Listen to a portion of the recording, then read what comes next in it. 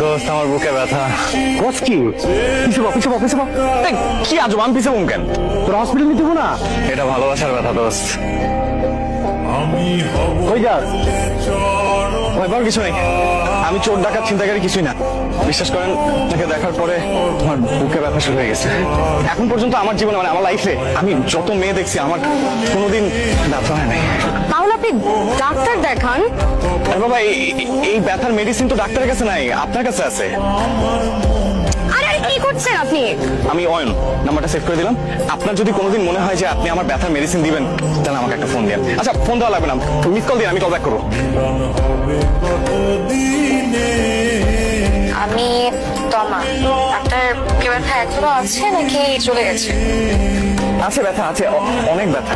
তো মিস্টার অয়ন, আপনি ব্যথা কি কমাতে চান নাকি ব্যথা নিয়ে বাকি জীবন কাটাতে চান? কমাতে চাই। তাহলে আমি একটা অ্যাড্রেস এসএমএস করে দিচ্ছি, 1 ঘন্টা পর এখানে চলে আসবেন।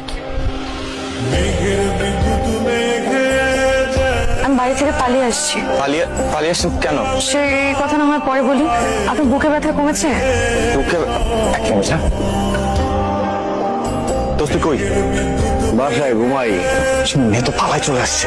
বাহ, মেঘনা চাটি বৃষ্টি। বিয়ে করে বাসায় নিয়ে যা, যারা দেখলে তোর ব্যথা ঠিক হয়ে যায়। পুরো ওষুধ কোম্পানিটা পেয়ে গেলি। ভালো না, বাসা থেকে রাগ করে বের হয়ে এসেছি। কিচ্ছু হবো না, এই মেয়ে নিয়ে গেলে বাসার সবাই তোর উপরে খুশি হয়, ওটা আরো তোর পুরস্কৃত করবো। আচ্ছা ঠিক আছে, আসেন। কোথায় যাচ্ছি? ওঠেন, তারপর বলতেছি, আসেন।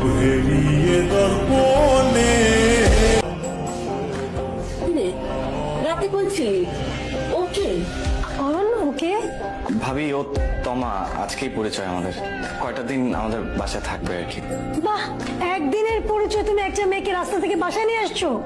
এই, এদিকে সরে খেলা পাইছো? এই তানভীরের আব্বা, এদিকে আসো। তোমার ভাই কাকে নিয়ে আসছে তুমি দেখো। কে এটা? ভাইয়া, ও ওই বাসা থেকে রাগ করে চলে আসছে, তো আমাদের বাসায় নিয়ে আসছি, কয়টা দিন থাকবে। খুব ভালো কাজ করছিস।